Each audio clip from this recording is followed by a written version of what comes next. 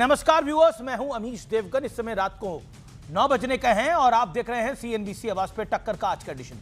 Samajwadi party के अध्यक्ष अखिलेश यादव का कहना है कि पूरे देश में अगर बीजेपी को कोई मुकाबला कर सकता है तो वो है ममता दीदी। ऐसे में सवाल खड़े हो रहे हैं कि क्या समाजवादी पार्टी का कांग्रेस पर से भरोसा उठ गया है। इससे पहले उद्धव गुट और आम आदमी पार्टी भी कांग्रेस पर सवाल यानी प्रश्न खड़े कर चुकी है। तो आज इसी मुद्दे पर सीएनबीसी आवाज पे होगी जोरदार पॉलिटिकल टक्कर। कांग्रेस के बस की बात नहीं है और विपक्ष की मजबूरी है, कांग्रेस से दूरी है। और आज हमारे साथ शकील अहमद भी, कांग्रेस के पूर्व नेता, एक्सक्लूसिवली इस चर्चा में जुड़ेंगे। तो स्वागत है आपका सीएनबीसी आवाज के टक्कर के ट्यूसडे एडिशन में। आपका अभिनंदन है।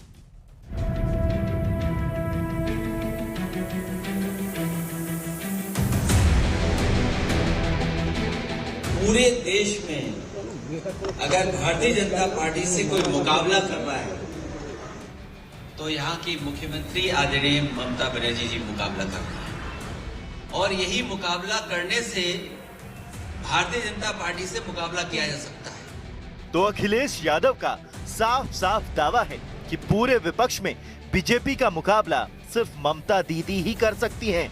इस सियासी कहानी का दूसरा पक्ष यह है कि क्या कांग्रेस की लीडरशिप वाले दिन लद गए, क्योंकि पहले तो सिर्फ बीजेपी और एनडीए के दल कांग्रेस पर सवाल उठाते थे, लेकिन अब हमला घर के भीतर से ही हो रहा है। डरपोक एक शब्द है, बहुत अच्छा शब्द नहीं है मगर मैं इस्तेमाल कर रहा हूं कि राहुल जी से ज्यादा इनसिक्योर पॉलिटिशियन मेरी नजर से आज तक नहीं गुजरा। अगर हम मुस्लिम लीडरशिप को नजरअंदाज करेंगे तो अब ऐसे जैसे लीडर पैदा होते चले जाए। लिस्ट में एक और नाम की एंट्री हो चुकी है। कांग्रेस पार्टी के कद्दावर नेता और राज्यसभा के पूर्व सांसद हुसैन दलवाई भी कांग्रेस की नीतियों पर सवाल उठा रहे हैं। मुसलमानों के ऊपर इतने बड़े पैमाने पे हमले हो रहे हैं, हर दिन उनके खिलाफ बोला जा रहा है, उसके बारे में कांग्रेस पार्टी ने डट के जो खड़ा रहना चाहिए वो हो नहीं रहा है। मेरे ख्याल से ये बिल्कुल गलत बात है। इस बीच एक और बड़ा घटनाक्रम हुआ है। राहुल गांधी को डरपोक और इनसिक्योर बताने वाले पूर्व कांग्रेस नेता शकील अहमद ने राहुल गांधी पर एक सनसनीखेज आरोप लगा दिया है। यूथ कांग्रेस के लोगों ने मुझको खबर किया कि कल मेरे घर पे मधुबनी और पटना के घर पर आक्रमण होने वाला है। शीर्ष नेतृत्व के निर्देश पे हम कर रहे हैं। तो शीर्ष नेतृत्व का निर्देश क्या हुआ? शीर्ष नेतृत्व कांग्रेस में आज की तारीख में श्री राहुल गांधी जी। इस दावे के बाद शकील अहमद के घर की सुरक्षा बढ़ा दी गई। लेकिन आज सबसे बड़ा सवाल है कि अरविंद केजरीवाल और उद्धव गुट के हमलों के बीच ममता बनर्जी पर अखिलेश यादव के बयान ने ये साफ कर दिया है कि कांग्रेस की सियासत पूरी तरह पटरी से उतर चुकी है। आज इसी मुद्दे पर देश की सबसे बड़ी बहस, कांग्रेस का गया जमाना। कांग्रेस लीडरशिप पर अपनों के अविश्वास का विश्लेषण। पहला फैक्ट, राहुल गांधी की अगुवाई में कांग्रेस हार की सेंचुरी लगाने से बेहद करीब है। 95 हार हुई हैं, 97 हार हुई हैं, इसको लेकर जरूर थोड़ा कंफ्यूजन है। दूसरा कारण है घर से बाहर तक सबका यही संदेश है, राहुल गांधी से मिलना बड़ा मुश्किल है। हेमंता बसवा शर्मा से लेकर राशिद अलवी तक, शकील अहमद से लेकर मोहम्मद मुकीम तक उदाहरण जग जाहिर हैं। ये तमाम बड़े उदाहरण हैं जो कह रहे हैं राहुल गांधी से मिलना मुश्किल है। इससे पहले बाबा सिद्दीकी के बेटे जिशान सिद्दीकी ने बोला था, मुझे राहुल गांधी से मिलने के लिए 10 किलो वजन कम करने के लिए बोला गया और यहां तक बात आई। अब तीसरा फैक्ट क्या है, तीसरा कारण क्या है? बड़ी बड़ी हार के बावजूद कांग्रेस विपक्ष में खुद को सबसे बड़ा मानती है। बिहार में कई वर्षों से नहीं आए, उत्तर प्रदेश में कई वर्षों से नहीं आए, बंगाल में जीरो हैं, दिल्ली में जीरो हैं। ऐसी बड़ी सारी स्टेट्स हैं जहां पर कांग्रेस का अस्तित्व है ही नहीं। अब पांचवा बड़ा कारण, अंदर से बाहर तक कांग्रेस में लीडरशिप बदलाव की मांग उठती है लेकिन पार्टी मौन साध जाती है। पांचवा बड़ा कारण क्या है? अहम मौकों पर राहुल गांधी के गायब रहने से पार्टी की नॉन सीरियस वाली छवि बनती है। बड़ा सवाल क्या है? आज का बड़ा सवाल यह है, क्या विपक्ष ने भी खुलकर मान लिया है कि कांग्रेस से नहीं हो पाएगा? यह बड़ी बात है। मेरे साथ आज चर्चा के लिए कौन कौन जुड़ रहा है? मेरे साथ doctor Sudhanshu Trivedi, BJP member of parliament, इस चर्चा के अंदर हैं। मेरे साथ इस चर्चा के अंदर जुड़ रहे हैं फराज किदवई साहब, जो कि समाजवादी पार्टी के नेता हैं। Somnath Bharti former law minister हैं, उनका अभिनंदन है। मेरे साथ तहसीन पूनावाला हैं, उनका अभिनंदन है। मेरे साथ इस चर्चा के अंदर शकील अहमद जुड़ेंगे, पूर्व कांग्रेस के नेता, उनका भी अभिनंदन है। आप तमाम लोगों का स्वागत है। तो आखिरकार ये क्यों लगता है आपको फराज किदवई की कांग्रेस से नहीं हो पाएगा?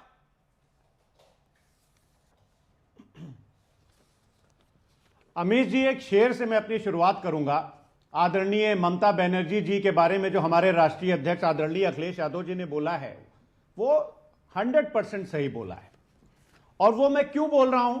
क्योंकि इस देश ने देखा कि आदरणीय प्रधानमंत्री जी की जो डिक्टेटरशिप वाली पार्टी है, जिसका नाम भारतीय जनता पार्टी है, उसकी जो पॉलिटिकल विंग है, चाहे वो ईडी हो, चाहे वो सीबीआई हो, और तमाम जो इनकी एजेंसीज हैं, उनसे अगर इस देश में कोई मजबूती से लड़ रहा है तो आज की तारीख में आदरणीय ममता बनर्जी वो सारी बातें सही है, लेकिन कांग्रेस से क्यों नहीं हो पाएगा?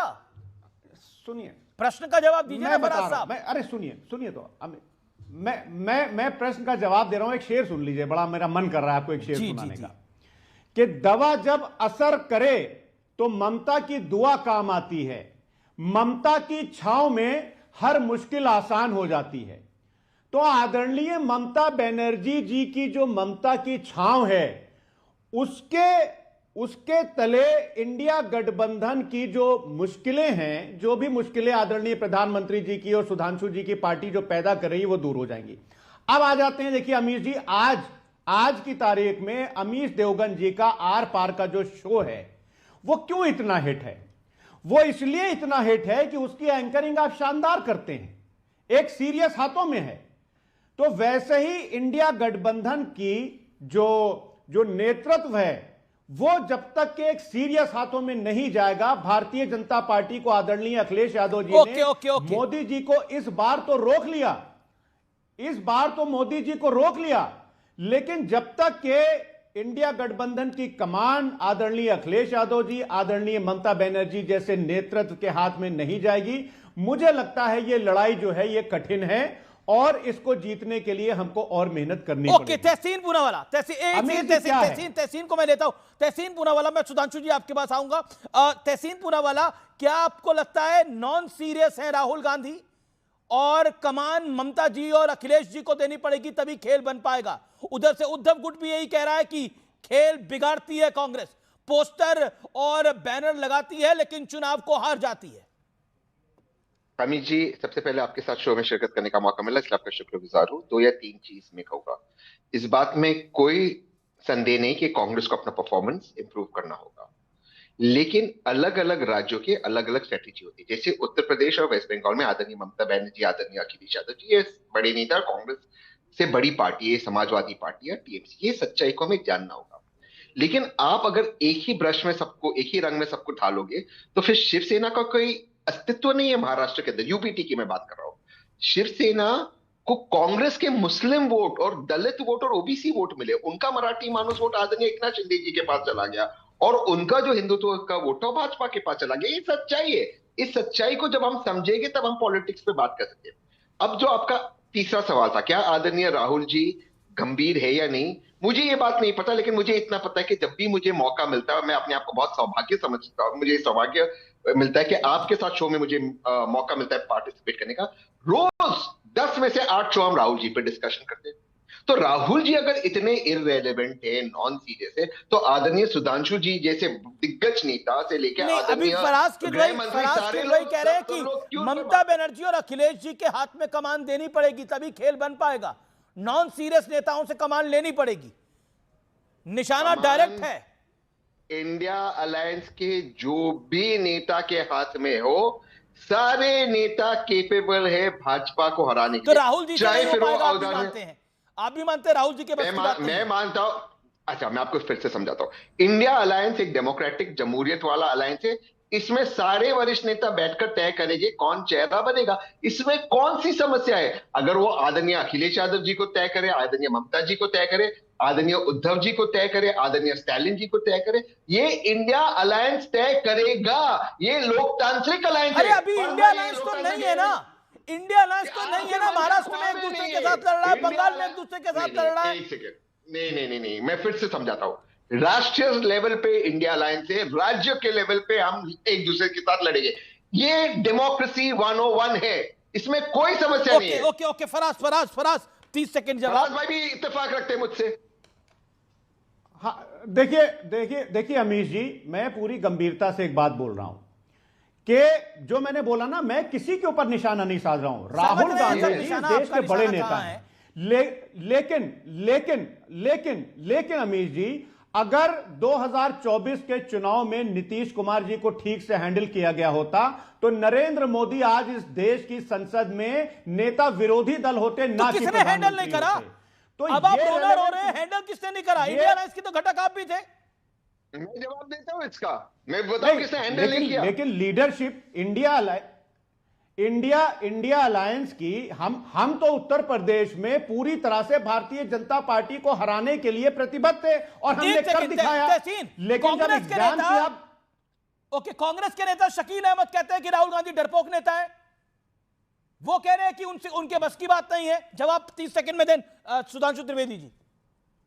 आदरणीय शकील अहमद जी उम्र में मुझसे बहुत बड़े हैं, मुझे कोई ऐसी बात नहीं कहना है जो उनकी गुस्ताखी में कोई शान हो, लेकिन वो एक कॉर्पोरेशन के चुनाव में 10 लोग, मैं 11 लोगों की बात नहीं करता, 10 लोग रिक्शा में ले आएंगे ना तो मैं नतमस्तक होगा उनके सामने, 10 लोग।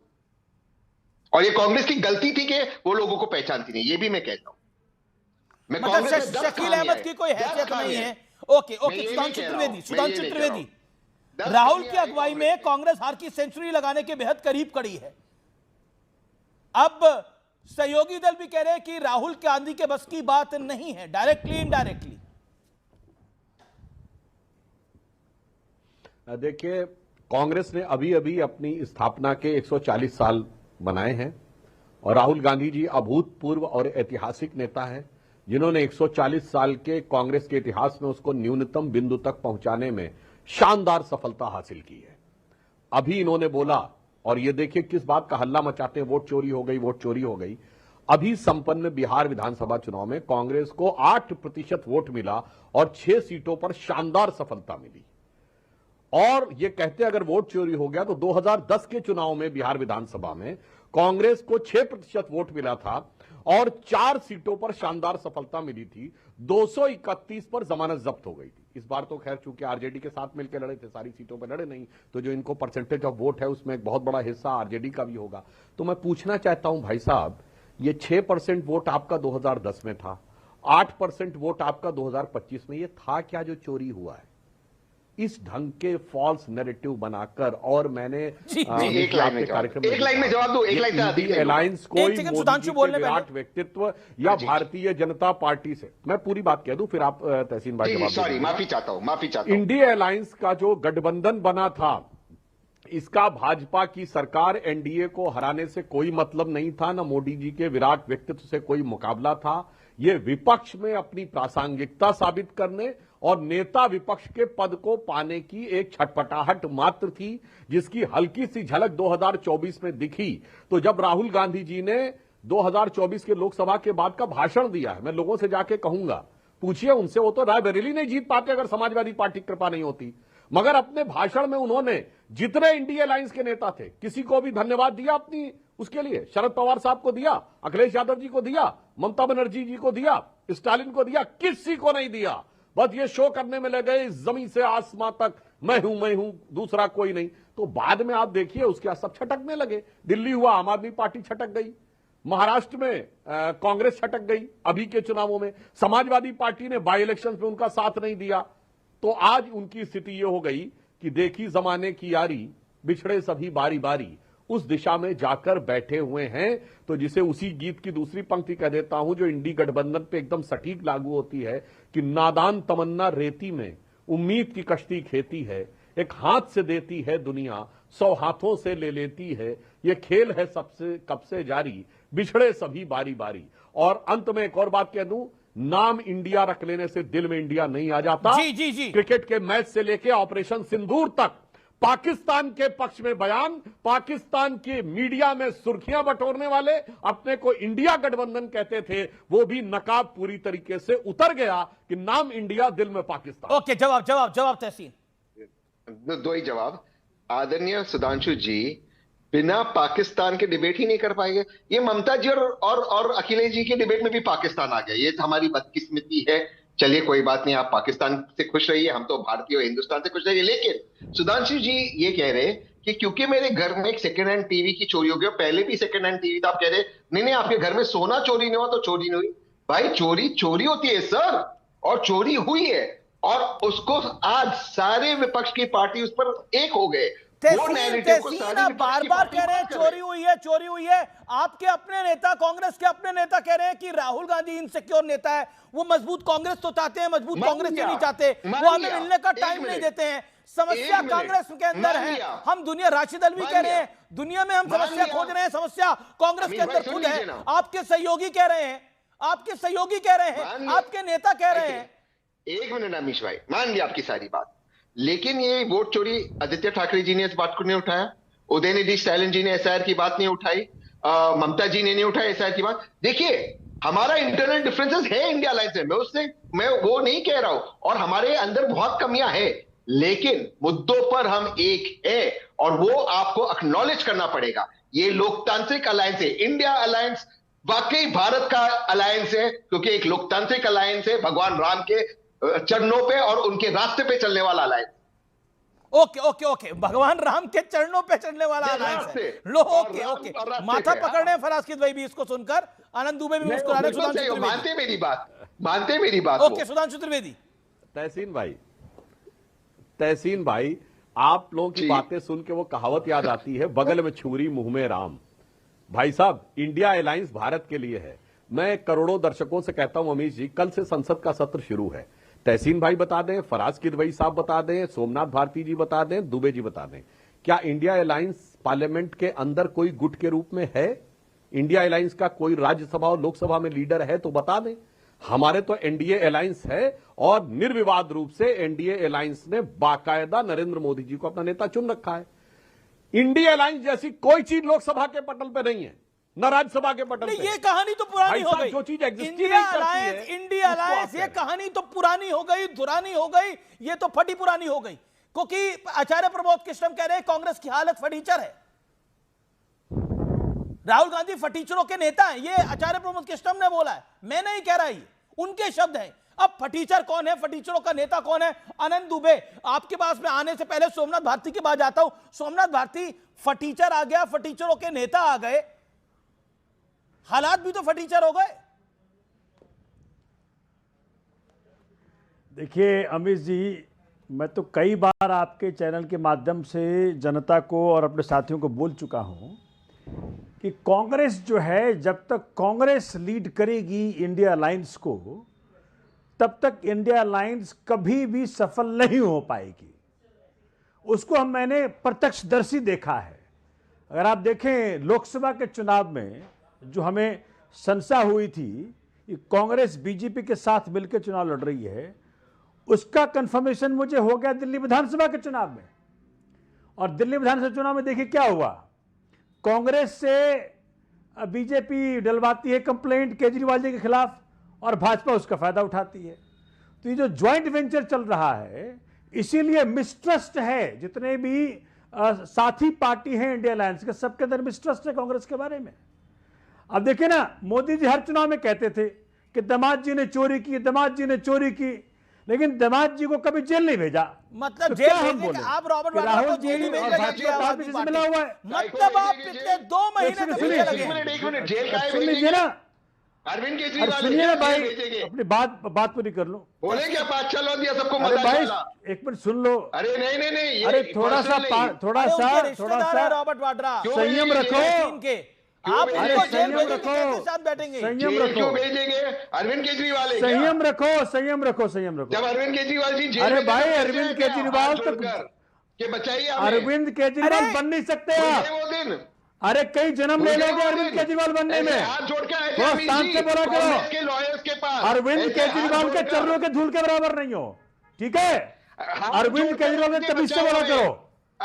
अरविंद केजरीवाल आईआईटी खड़गपुर का टॉपर है, तभी इससे बोला करो, ठीक है? मैं उनकी बहुत आदर करता हूँ, तभी इससे बोला करो लेकिन केजरीवाल के बारे में। रॉबर्ट जी जेल में जाएंगे। अरे आप क्यों बोल रहे हो रॉबर्ट जी जेल में भाजपा जाएंगे? के पिछलक भी हो तुम, अरविंद केजरीवाल जी, भाजपा के पिछलक भी हो, आप लोग, और हम इंडिया अलायंस इसी ने बर्बाद हो गई। ठीक है, क्यों जाएंगे? किसी का कृपया करके तमीज से बात करें केजरीवाल जी के बारे में। और सुनिए, किसी का खाए क्या रॉबर्ट जी? इंडिया अलायंस, मतलब अरे भैया जाके मोदी जी से पूछो ना, जाके मोदी जी से पूछो। अरे आपकी हिम्मत है जाके डिफेमेशन केस डाल दो। आप ही का गठबंधन था ना, बैठा था जंतर मंतर में, इनको जेल में डालो, उनको जेल में डालो, अरे डालिए ना भाई, कौन जेल में गया? मुख्यमंत्री के पद से रिजाइन नहीं हो गया ना, देखिए आगे लाइन पे। अरे सोमनाथ भारती, अच्छा एक आपके साथ सोमनाथ भारती, एक आपके साथ मैं पूछ सकता हूं। सोमनाथ भारती, राहुल गांधी जी के क्या लगते हैं रॉबर्ट वाड्रा रिश्ते में? जीजा जी, आपको पता है? देखिए, आपको पता है रॉबर्ट वाड्रा के तहसीन पूनावाला क्या लगते हैं? वो भी जीजा जी लगते हैं।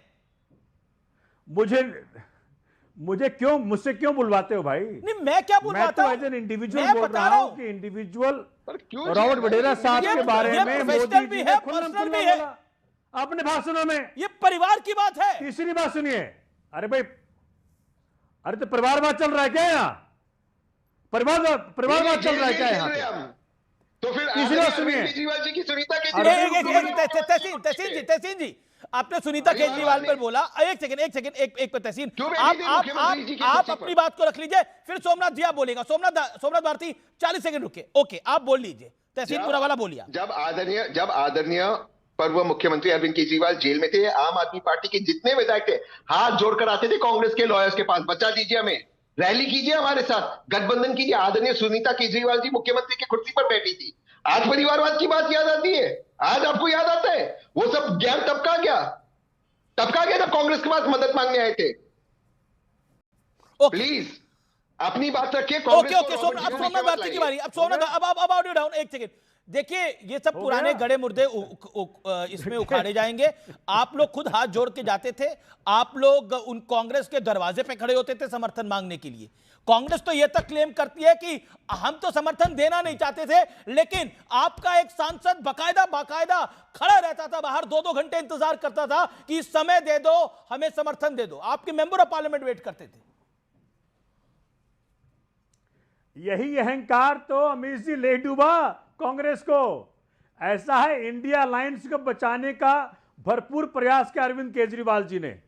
और आपको याद होगा अमित जी, 7 लोकसभा जो सीटों का चुनाव दिल्ली में हुआ, कांग्रेस की 3 सीटों पर केजरीवाल जी ने खुलकर जाकर के रैलियां की। ये विषय नहीं है ना, मुझे बताइए। वो कह रहे हैं कि आप कांग्रेस, वो कह रहे हैं कि आप द्वार जाते थे, कांग्रेस ने जाकर आप भीख मांग रहे थे अलायंस की। अरे भाई, कौन किसके द्वार जा रहा है? भीख कौन मांग रहा है मुझे मालूम है। भाजपा के दरवाजे पर खड़े होकर भीख मांग रहे हो 24 घंटे कि हमको अरेस्ट मत करना, हमारे परिवार को जेल मत भेजना, नेशनल हेराल्ड के जेल मत भेजना। कौन भीख मांग रहा है? शकील अहमद एक्सक्लूसिव है मेरे साथ। ओके तहसीन क्विक रिप्लाई। ठीक है। अरे आप मांग रहे ना, तो आप कहाँ आते थे गठबंधन के लिए? स्वर्गवासी अहमद पटेल जी के पास निकल रही है। सुनिए, स्वर्गवासी अहमद पटेल जी के पास तहसीन पुनावाला आपके 2 लोगों के साथ गया था कि हमें गठबंधन करना है। टाइम बता दो, बाहर खड़े थे आप लोग, मैं गया था। अरे भाई सुनो, अच्छा आज मेंबर ऑफ पार्लियामेंट का भी खुलासा कर दीजिए, वो कौन सांसद था जो कांग्रेस के दफ्तर के बाहर घंटों इंतजार करता था आम आदमी पार्टी का? छोड़ दीजिए, मैं बताऊं क्या? पर्सनल नहीं होना है। मैं अंदर की बात मैं बताऊं क्या? फिर बड़ी खबर आ रही है, एक बड़ी स्टोरी आ रही है। मैं बड़ी स्टोरी का रुख करता हूं। It is the big story. Congress के वेटरन लीडर शकील अहमद का बड़ा बयान है। राहुल गांधी के इशारे पर उन्हें टारगेट किया जा रहा है। मेरे घर पर हमला करने की साजिश से शकील अहमद का बयान है। मेरे साथ इसमें एक्सक्लूसिवली जुड़ रहे हैं। राहुल गांधी के निर्देश पे हमले की साजिश है। सीधा शकील अहमद साहब का मैं रुख करता हूं। शकील साहब, इतना बड़ा गंभीर आरोप लगा रहे हैं, कांग्रेस के कुछ समर्थक ये कह रहे हैं कि शकील साहब की हैसियत नहीं है इतना बड़ा आरोप लगाने की। देखिए, कौन क्या कह रहा है ये नहीं मालूम है मुझको, लेकिन यूथ कांग्रेस ने जो कल अपना ऑर्डर इशू किया अपने कैडर्स को कि मेरा पुतला दहन करना है और जबरदस्त प्रोटेस्ट करना है पुरजोर, उसमें उन्होंने साफ लिखा है यूथ कांग्रेस के लोगों ने कि जो शीर्ष नेतृत्व है वो शीर्ष नेतृत्व के आदेश पे हम ये काम कर रहे हैं। तो शीर्ष नेतृत्व तो कांग्रेस में आज की तारीख में एक ही आदमी का है, राहुल गांधी जी का। और मुझको राहुल गांधी जी का पर्सनल इन्वॉल्वमेंट का इसलिए भी और संदेह हुआ कि उनके बहुत क्लोज निकट के हैं मनिक टैगोर एमपी साहब, जो आंध्रा के या कहां के इंचार्ज भी है पार्टी के। उन्होंने कल शाम में 2 पेज का ट्वीट मेरे खिलाफ किया। मैंने किसी बात का जवाब नहीं दिया जो मैंने क्वेश्चन रेज किया था, जो राहुल जी को ये किया था। मैं बार बार अमीश जी कह रहा हूं कि मैं राहुल गांधी जी का विरोधी नहीं हूं। नहीं, आप कह रहे राहुल गांधी के विरोधी नहीं है, आपने राहुल गांधी को डरपोक कह दिया, तो आपने राहुल गांधी को इनसिक्योर कह दिया। टैगोर जी ने मेरे खिलाफ किया और उसके बाद रांची में चूंकि यूथ कांग्रेस में सारे मेरे लोग भरे हुए हैं, आपने राहुल गांधी को डरपोक कह दिया। मेरी जान पहचान के लोग हैं। शकील अहमद, आपको मेरी आवाज मिल रही है क्या? मैंने रांची में फोन कर दिया कि जूम मीटिंग पर ये फैसला हुआ है कि आपके खिलाफ आपके पटना और मधुबनी के घर पे हमला होगा और आपको आपके खिलाफ पुतला दहन। शकील अहमद जी, आपको मेरी आवाज मिल रही है? ये कल ही लगता है मेरी आवाज उन तक नहीं जा पा रही है। शकील अहमद साहब, आपको मेरी आवाज मिल रही है? आवाज आपकी एकदम नहीं आ रही है, आवाज एकदम नहीं आ रही है। क्या आप सेटअप लगाया है? मैं अब आपको मिल रही है मेरी आवाज? एकदम आवाज नहीं आ रही है आपकी। मैं दोबारा आपको मेरा अब आपको मेरी आवाज मिल रही है शकील अहमद? आवाज नहीं, बिल्कुल आवाज नहीं आ रही है, आपका सेटअप ठीक नहीं है। मैं इसको सेटअप को ठीक कराने की कोशिश करता हूं। मैं फिर कोशिश करूंगा आपके पास वापस आने के लिए, लेकिन सुधांशु त्रिवेदी मेरे साथ है। आपके पास हमारा ईयरपीस है, उसको आप ठीक कर लीजिए तो आपको ठीक से आवाज सुनाई देगी। ईयरपीस को ठीक कर लीजिए आप शकील साहब। क्या इधर तो आवाज आ रही है आपको? शकील साहब मेरा सवाल यह है, शकील साहब मेरा सवाल यह है कि क्या आपको लगता है अखिलेश यादव ने कह रहे हैं कि ममता बनर्जी बीजेपी को हरा सकती है, यानी अब सहयोगी भी समझ रहे हैं कि राहुल गांधी के बस की बात नहीं है?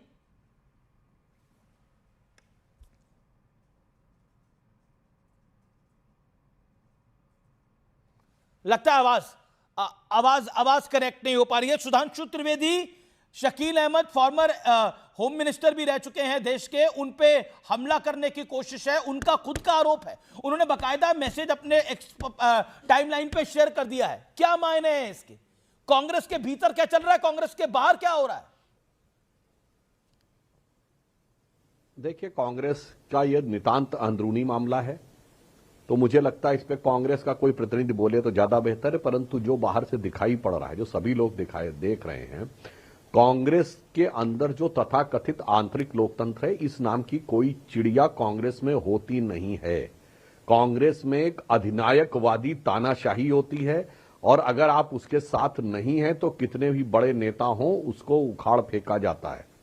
शकील अहमद जी के बारे में ये कहा जा रहा है कि उन्हें सूचना मिली कि उनके घर के ऊपर हमला होगा, तो मैं इस बात के लिए उनको आश्वासन देना चाहता हूं कि बिहार में एनडीए की सरकार है और यहां किसी भी पार्टी के किसी भी लोगों की इस प्रकार की गुंडागर्दी नहीं चल सकती कि वो किसी के घर के ऊपर वो करें। परंतु इतना मैं जरूर कहना चाहता हूं कि कांग्रेस जब जब सत्ता से बाहर होती है या टूटती है, यह कांग्रेस का 4 पीढ़ियों का स्थापित सत्य है कि नेहरू ने सुभाष चंद्र बोस को बर्दाश्त नहीं किया, नेहरू जी ने सरदार पटेल के साथ जो कुछ किया, पुरुषोत्तम दास टंडन को इस्तीफा दिलवाया अध्यक्ष बनने के बाद, इंदिरा जी के जमाने में निजलिंगप्पा, कामराज, चौधरी चरण सिंह, चंद्रशेखर, नीलम संजीव रेड्डी, उनको बाहर का रास्ता दिखाया। फिर इंदिरा जी के जमाने में ब्रह्मानंद रेड्डी, देवराज अरस, उनको बाहर किया गया। राजीव जी के जमाने में तो एक बार प्रणब मुखर्जी जी को बाहर कर दिया गया था।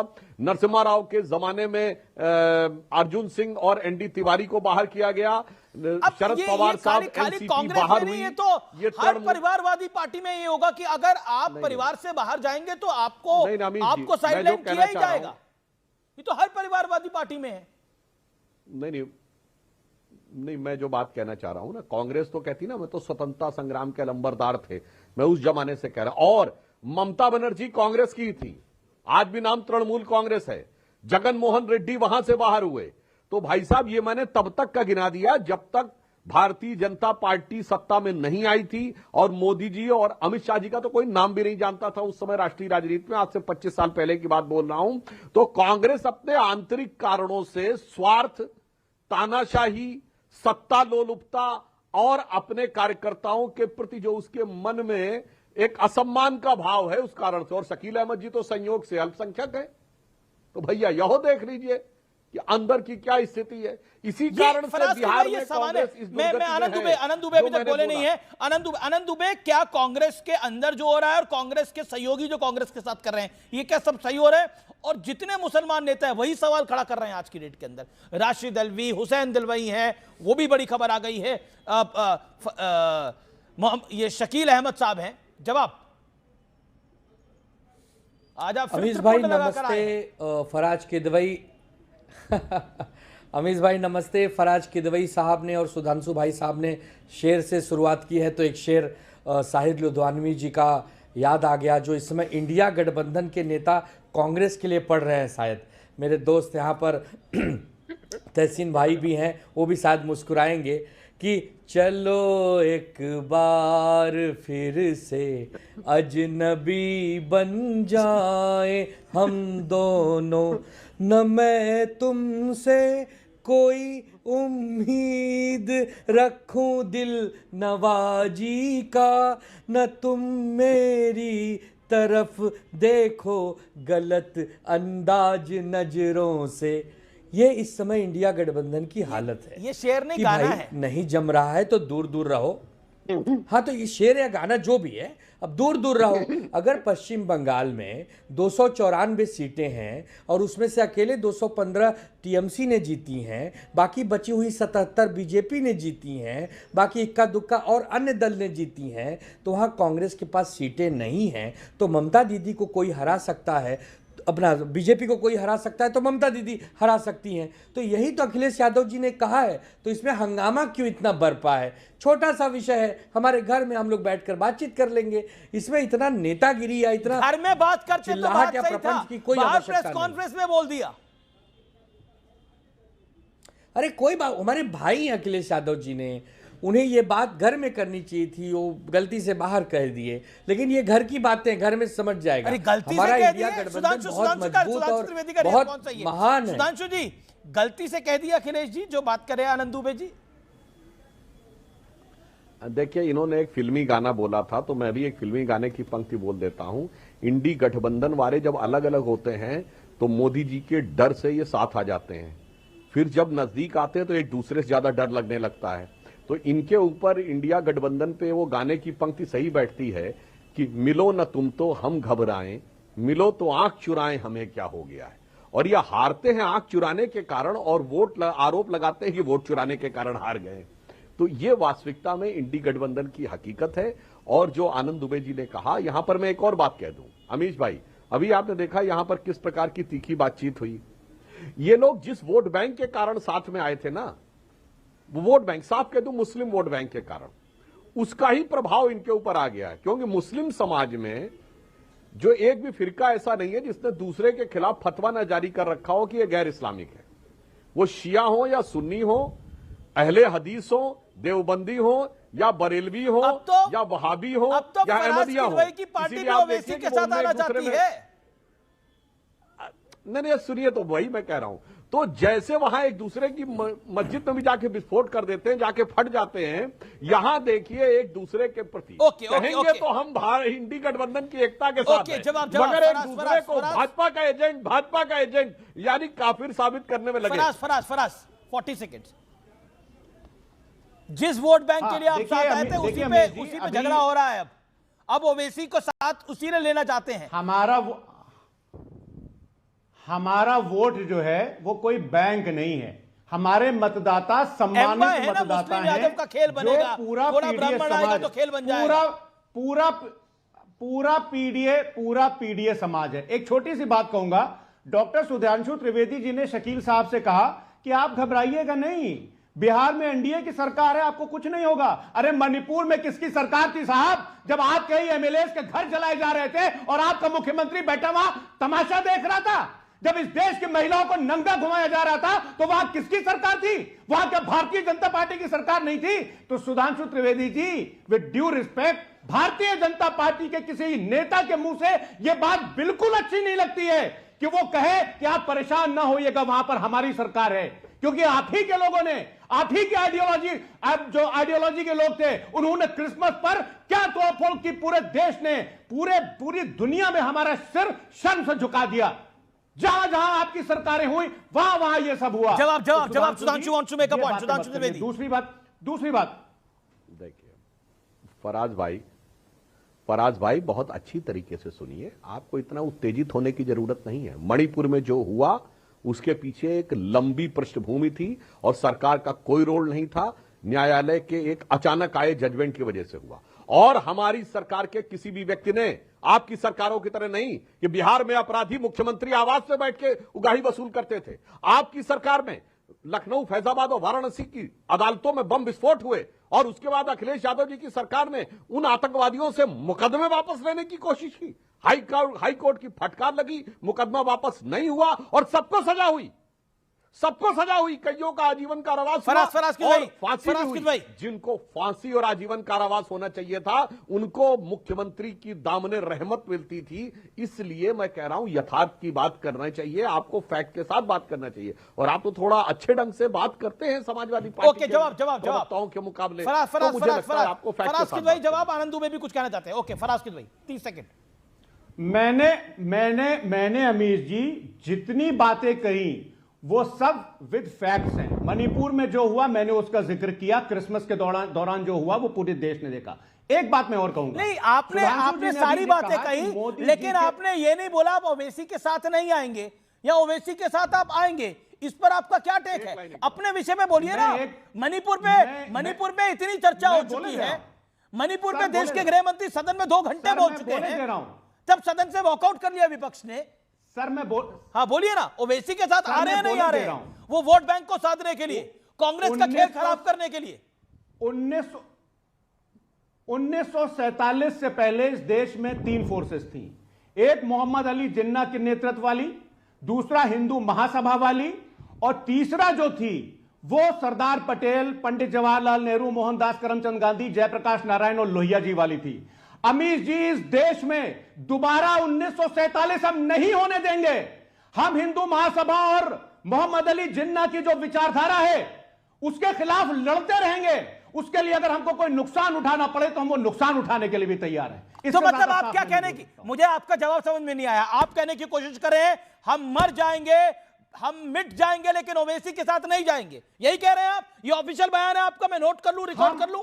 हम नहीं सुनिए, हम मर जाएंगे, हम मिट जाएंगे, लेकिन हिंदू महासभा और मोहम्मद अली जिन्ना की विचारधारा मोहम्मद अली जिन्ना भारत के अंदर रहेंगे। मोहम्मद अली जिन्ना चला गया पाकिस्तान और हो गया उसका इंतकाल। अब ना यहाँ हिंदू महासभा है। मैं आपसे पूछ रहा हूं ओवैसी के साथ आएंगे या नहीं आएंगे? जवाब दीजिए। 2 टूक मैं ये बोल रहा हूं, मैं 2 टूक जवाब दे रहा हूं कि 1947 से पहले वाले हालात हम इस देश में अब नहीं बनने देंगे। पीरियड। ओके, पीरियड की बात नहीं है। ओके, आनंद दुबे भी कुछ कहना चाहते हैं, सुधांशु जी भी कुछ कहना चाह रहे हैं। सुधांशु 40 सेकंड, आनंद दुबे बस 40 सेकंड में। फराज भाई, 2022 के उत्तर प्रदेश विधानसभा चुनाव में जिन्ना को कौन लेके आया था? अखिलेश यादव। बोले थे जिन्ना जी आए, नेहरू जी आए, सरदार पटेल आए, गांधी जी आए, सबने मिलकर आजादी की लड़ाई। गजब है साहब। आप और बताइए, आप तो लखनऊ के रहने वाले हैं। और 1916 लखनऊ कांग्रेस अधिवेशन, इसी जिन्ना के दबाव में, सर अपने टर्म पे बोलिएगा, कांग्रेस के लिए पृथक निर्वाचन क्षेत्रों की मांग की गई और वहीं से पाकिस्तान की नींव पड़ी। और आपको पता 1946 के चुनाव में, जिसको यूनाइटेड प्रोविंस कहते थे, कितनी सीटें जीती? मुस्लिम्स के लिए रिजर्व 63 सीटों में 54 जीती मुस्लिम लीग ने, 95% वोट से। 95% मुसलमानों ने वोट किया मुस्लिम लीग को, मगर यूपी से मुसलमान गया 1%, जस्ट 1% गया पाकिस्तान। इसलिए छोड़िए उस वाली बात को, आज भी आप उसी नक्शे कदम पे हैं। और जो क्रिसमस की बात कही, मैं फराज भाई से पूछना चाहता हूं, आज यूरोपियन यूनियन के साथ हमारी इतनी ऐतिहासिक डील हुई है, इसी यूरोपियन यूनियन के तमाम देशों में, 27 देश जर्मनी है में, इसमें। इटली में, इसमें नहीं सुनिए, जर्मनी में, इटली में, स्पेन में, इंग्लैंड इसमें नहीं है, यू में, उसमें बाकायदा सरकार ने ऑफिशियल ऑर्डर जारी किया कि हर जगह पे क्रिसमस मत मनाएं, क्योंकि हर जगह पुलिस नहीं हो सकती है, इस्लामिक कट्टरपंथियों से खतरा है। भाई साहब, वो भी आरएसएस बीजेपी की वजह से है क्या? यह बताइए, श्रीलंका में ईस्टर संडे में बम ब्लास्ट हुए, सिलसिलेवार बम ब्लास्ट हुए कोलंबो में, वो कौन कर रहा था? वो भी आरएसएस बीजेपी। ओके आनंद दुबे कुछ कहना चाहते हैं। आनंद दुबे आनंद दुबे करने का प्रयास किया जा रहा है। एक सेकंड आनंद दुबे, अमीश जी 20 सेकंड सुधांशु जी 10 सेकंड, अमीश भाई सुधांशु जी बोले 10 अमीश भाई, सेकंड, 10 सेकंड बोले, आनंद दुबे आता हूं, सुधांशु 10 सेकंड। बस 10 सेकंड और सुनो फराज भाई, केरल के मुनम्बम में वक्फ बोर्ड एक्ट को यूज करके क्रिश्चियनों के 4000 परिवारों की जमीन वो ले ली गई, और उसके बाद उन्होंने दुखी होकर पार्टियों को लिखा और आप उसके खिलाफ वोट किए। शर्म आनी चाहिए साहब। क्रिश्चियन समाज के साथ लव जिहाद हुआ, आप लोग उसके खिलाफ खड़े हुए। आप धमाकों से लेके पूरी दुनिया में ओके तो तक कांग्रेस नेता हुसैन दिलवाई ने पार्टी पर उठाए सवाल, कहा कांग्रेस में मुसलमानों को नजरअंदाज किया जा रहा है। आनंद दुबे, ये वोट बैंक की राजनीति है या आपको लगता है कांग्रेस सीरियस प्लेयर नहीं है? आनंद दुबे, या कांग्रेस का जमाना गया? अमीश भाई, आप इतने बड़े पत्रकार हैं। इंडिया अलायंस जो बना था, अभी किसी साथी ने कहा कि लोकसभा के लिए बना था, उसका जब पूरा नाम आप देखेंगे तो उसमें है Indian national developmental inclusive alliance. जब हम लोग सरकार में आए ही नहीं तो जो डेवलपमेंटल है वो हम कर ही नहीं सकते, क्योंकि विपक्ष डेवलपमेंट के काम नहीं कर सकता, वो तो केवल मुद्दे उठा सकता है। तो जब इंडिया गठबंधन फिर चुनाव आएगा तो अस्तित्व में आएगा, फिर लड़ाई लड़ेगा और फिर ताकत से बीजेपी को हराने में लगेगा। तो अभी फिलहाल राज्यों के जो चुनाव हैं उसके लिए हर क्षेत्रीय दल अपने आप में सक्षम है। उत्तर प्रदेश में समाजवादी है, पश्चिम बंगाल में टीएमसी है, हमारे यहाँ हमारी शिवसेना है, सब तमिलनाडु में डीएमके है, अपना झारखंड में हेमंत सोरेन जी है। महाराष्ट्र में आपको लगता है शिवसेना है? कोई निपटा नहीं राज ठाकरे के है, साथ हम लोग ताकतवर हैं। ओके, बड़े ताकतवर दिखाई दे रहे हैं। महाराष्ट्र में शिवसेना है, बट वो एकनाथ शिंदे जी वाली है। महाराष्ट्र में जो विपक्ष की सबसे बड़ी पार्टी है वो कांग्रेस है, वो इस लोकल चुनाव में भी साबित हुआ। लेकिन जहां तक लोकसभा का सवाल है, उद्धव जी वाली शिवसेना 16 सीट आई है कांग्रेस के पास महाराष्ट्र में, और महानगर पालिका में बेचारे के पास 24 है। महाराष्ट्र में 3 आई है नंबर कांग्रेस, सिर्फ आप मुंबई की बात कर रहे हो। ओवरऑल महाराष्ट्र में 3rd आई। महाराष्ट्र में 16 सीटें हैं, 20 हमारे पास है। हम कल भी 20 थे, हम आज भी 20 हैं। हमें हिंदू मुसलमान सिख ईसाई सब प्यार करते हैं। हम आपकी तरह अपीसमेंट की राजनीति नहीं करते। फिर माफी मांगे बाबरी मस्जिद, हम लोग अपीसमेंट की राजनीति नहीं करते। बाबरी पर कल भी गर्व था, आज भी गर्व है, जीवन भर रहेगा। मर जाएंगे, सर कटा देंगे, लेकिन बाबरी पर झुकेंगे नहीं। बाबरी पर गर्व है। बाबरी मस्जिद गिराने पे शिवसैनिकों का गर्व था, है और रहेगा। बाबर इस देश का बाप नहीं है, इस देश का बाप नहीं है बाबर। बाबर होगा किसी के लिए बाप। यहाँ पे छत्रपति शिवाजी महाराज हमारे बाप हैं, छत्रपति संभाजी महाराज हमारे बाप हैं, जीवन भर रहेंगे। देखिए, कभी शिवाजी महाराज ने हिंदू मुसलमान के बीच में भेदभाव नहीं किया। देखिए, आपको चाहिए मामू का वोट, लेकिन मामू को मामू बनाना है आपको, यही आपकी राजनीति है। ये हुमायूं, ये अकबर, ये हमारे बाप नहीं है। ये आताताई थे, विदेशी आक्रांता थे, भाग गए, सब कब्र में घुस गए, लेकिन सब छुप गए अपने अपने कब्र में। लेकिन अलायंस क्यों किया था? अगर इतना ही झगड़ा है तो अलायंस क्यों किया था कांग्रेस ने इनके साथ? और आप क्यों गए थे? आपके नेता भी मिलने के लिए जाते थे। अब देखिए कितनी बेइज्जत कर रहे हैं आपको ये लोग बुरी तरह से। आनंद दुबे, उद्धव ठाकरे ने बोला, उद्धव ठाकरे बार-बार बोलते रहे मुझे सीएम बनाइए, मुझे सीएम बनाइए। सीएम तक नहीं बोला, सीएम का मतलब फेस बनाइए थे। कोई कांग्रेस से सीएम तो जनता बनाती है, कोई खुश नहीं है कांग्रेस से। टीएमसी हो, डीएमके हो, हमारे अपने झारखंड के हेमंत सोरेन साहब हो, अरविंद केजरीवाल साहब हो, हमारी पार्टी हो, अखिलेश भैया हो, कौन खुश है बताइए? आम आदमी पार्टी भी आपने नाम ले लिया, वो भी खुश नहीं है। ओके, कांग्रेस से कोई खुश नहीं है, सोमनाथ भारती। लेकिन फिर भी कांग्रेस कह रही है कि हम ही सबसे बड़े हैं। मैं इस बात को समझ के परेशान हो रहा हूं कि तहसीन भाई जिस प्रकार से डिफेंड करना चाह रहे हैं कांग्रेस को, तो कांग्रेस में है क्या डिफेंड करने के लिए? अब इनकी एक और स्ट्रेटेजी है कि जो आवाज उठाए डिस्क्रेडिट करो उसको, चाहे वो अंदर के लोग क्यों ना हो। भाई शकील अहमद साहब के सामने ये क्या है, हाँ माना कि ये उनके कजन शादी किया है इन्होंने रॉबर्ट जी कजन से, भाई मैं पार्टी भी नहीं, बड़े आदमी हो गए, कोई पॉलिटिकल पार्टी, अरे कांग्रेस का जो तो छोटा आदमी हो, कांग्रेस का जो कार्यकर्ता है, तो आप क्यों डिफेंड करने आ रहे हैं जनाब? आप क्यों डिफेंड करने आते हैं फिर कांग्रेस? मैं वोट करता हूं उसके लिए कांग्रेस हो को, रहा है, मेरा हक है, मैं कांग्रेस एक सेकंड कट कीजिए मेरे पे, कांग्रेस तो आदरणीय आज केजरीवाल जी को भी डिफेंड किया जब जेल में थे। अच्छा एक सेकंड, सोमनाथ भारती बीच में नहीं बोले, Tehseen Munawar, I will give you a chance, I will give you a chance. रुक जाओ, आप हमको बोलने नहीं दीजिए, बोलिए, सॉरी आप बोलने दीजिए मुझे। देखिए ऐसा, सॉरी माफी चाहता हूं, बोलिए आप बोलिए। देखिए क्या है कि कांग्रेस का वो जो वन पॉइंटेड डायरेक्शन होना चाहिए कि जी कम वोट में I will defeat, we will together defeat BJP, वो बन नहीं पा रहा है। ये क्या कर रहे हैं कि पीछे जाकर के हाथ मिला लेते हैं, तो जो लोकल पार्टियां हैं, जो छोटी पार्टियां हैं, उसी को डिफीट करने में लग जाते हैं। एक बड़ी खबर आ रही है, यूजीसी के खिलाफ विरोध बढ़ा है। बीजेपी के किसान नेता रमेश बहादुर ने चूड़ियां भेजी है, बीजेपी के कई नेताओं को चूड़ियां भेजी हैं। यूजीसी का विरोध करने वाले नेताओं में यूजीसी का विरोध ना करने वाले नेताओं को चूड़ियां भेजी गई हैं। सुधांशु त्रिवेदी, आपके पास मैं आता हूं, क्या आपको लगता है यूजीसी एक बड़ा विषय बनता जा रहा है और फंस गई है बीजेपी इसके अंदर? Your take on this doctor Sudhanshu Trivedi.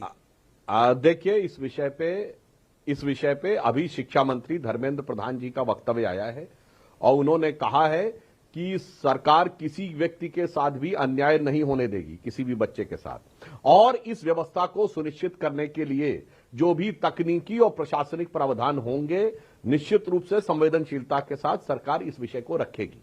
लेकिन तो आप ही के लोग विरोध कर रहे हैं, आप ही के लोग विरोध करने के लिए आ रहे हैं, ये समस्या आपके लिए बड़ी हो सकती है। देखना चाहिए।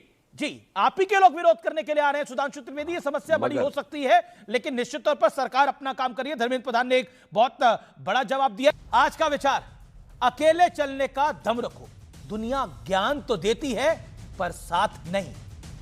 तो फिलहाल सीएनबीसी आवाज के टक्कर के ट्यूसडे एडिशन में आज के लिए इतना ही। आपको मेरा नमस्कार, गुड नाइट।